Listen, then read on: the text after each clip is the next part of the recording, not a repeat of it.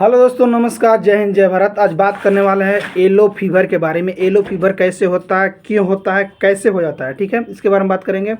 और how to spread ये कैसे फैलता है, ठीक है। और इसके बारे में बात करेंगे कि इसका लक्षण क्या होता है। येलो फीवर हो गया तो उसका लक्षण क्या होगा, साइन सिम्टम जिसको बोलते हैं, ठीक है। फिर उसका निदान। फिर एक बात बता दूं कि कोई भी अगर जैसे पेशेंट आता है तो आप जैसे सपोज आप डॉक्टर है, ठीक है, तो पेशेंट यही बताता है कि मुझे इतना दिन से फीवर बुखार है और सर देख लीजिए तो ठीक कर दीजिए, यही कहता है, ठीक है। तो हम लोग क्या करते हैं, उसको वेट करते हैं, बीपी करते हैं, बीपी नापते हैं और जो उसके हिसाब से जो होता है उसको जांच पड़ताल करते हैं, ठीक है, इन्वेस्टिगेशन करते हैं हम लोग, ठीक है। तो ये रहा मेडिकल टर्म की बातें। लेकिन अभी बात कर रहा हूँ कि वो येलो फीवर डिजीज़ क्या होता है, येलो फीवर डिजीज़ किसे कहते हैं, इसके बारे में बात करें, ठीक है। वो तो देखा जाएगा जब होगा तब, ठीक है। बात करते हैं कि येलो फीवर। बता दूं कि पीत ज्वर या येलो फीवर एक संक्रमण तथा तीव्र रोग है जो सहसा आरंभ होता है। इसमें ज्वर व मन नाड़ी या मूत्र में एल्ब्यूमिन की उपस्थिति, रक्तस्राव तथा पीलिया के कारण लक्षण होता है, ठीक है, येलो फीवर। लेकिन बात करते हैं कि पीला बुखार क्यों हो जाता है, ठीक है, इसके बारे में बता दें कि पीला बुखार होने का कारण बता दूं कि पीला बुखार एक वायरस के कारण होता है।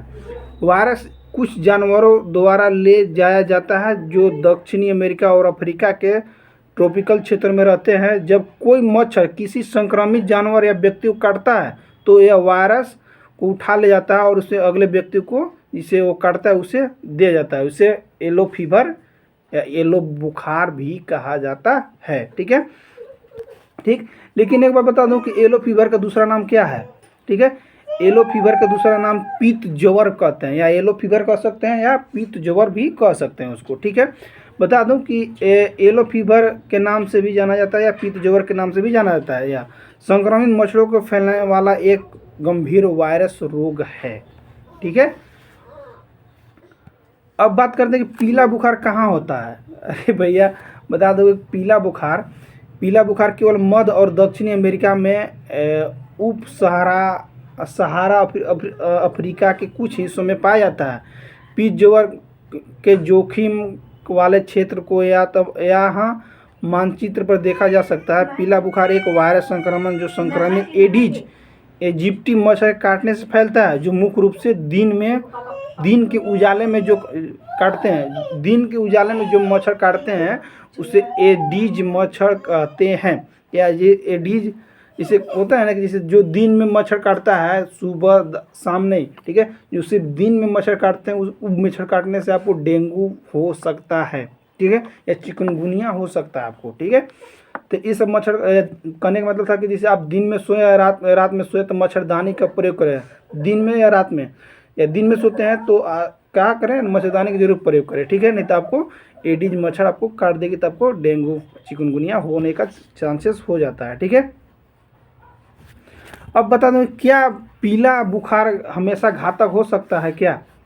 बता दूं कि हाँ, अनुमान है कि पीला बुखार वायरस हर साल बीमारी, बता दूं कि 20,000 से ज़्यादा लोग और 20,000 से ज़्यादा 20 से 30,000 से ज़्यादा लोग की मृत्यु का कारण हो सकता है येलो फीवर या पीला बुखार, जिन्हें बता दूं कि 90% अफ्रीका में होते हैं। और गंभीर बीमारी विकसित करने वाले रोग जैसे 20 से 50% संक्रमित व्यक्ति की मृत्यु हो ही जाती है, ठीक है। 20 से 50% व्यक्ति के संक्रमित व्यक्ति होते हैं उनकी मृत्यु हो जाती है, कुछ लोग बच जाते हैं, ठीक है, ऐसा देखा गया है। ज़्यादातर बता दो कि अफ्रीका में होता है, ठीक है।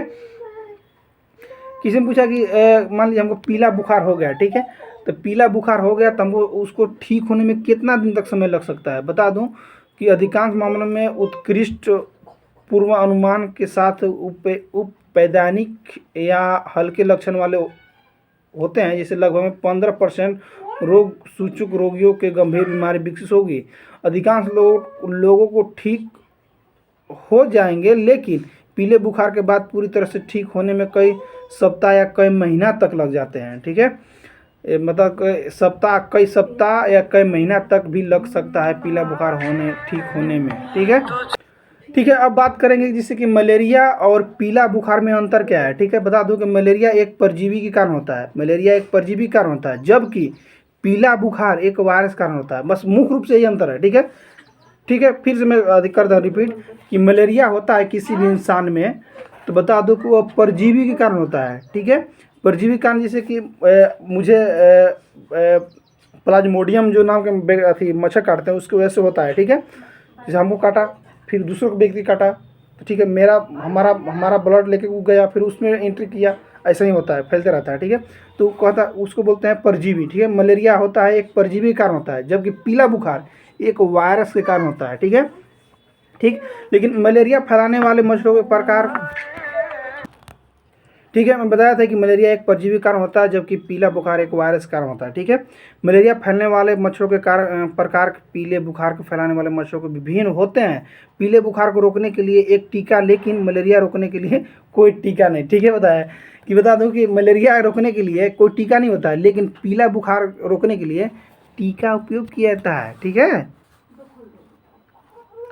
अच्छी बात करते हैं कि पीला बुखार कैसे ख़त्म हो सकता है। हाँ, वो हो सकता है, जैसे कि बता दूं कि पीला बुखार अगर उसका टीका लगवा सकते हैं तो पीला बुखार धीरे धीरे ख़त्म हो जाएगा। ठीक है, बता दूं कि पीछे पीले बुखार की महामारी खत्म हो गई थी, लेकिन द्वितीय विश्व युद्ध के बाद दुनिया के पास मच्छर नियंत्रण उपायों के शस्त्रागार की DDT था, और मच्छरों के उन्मूलन सीधे बुखार को नियंत्रित करने का प्राथमिक तरीका बन गया था।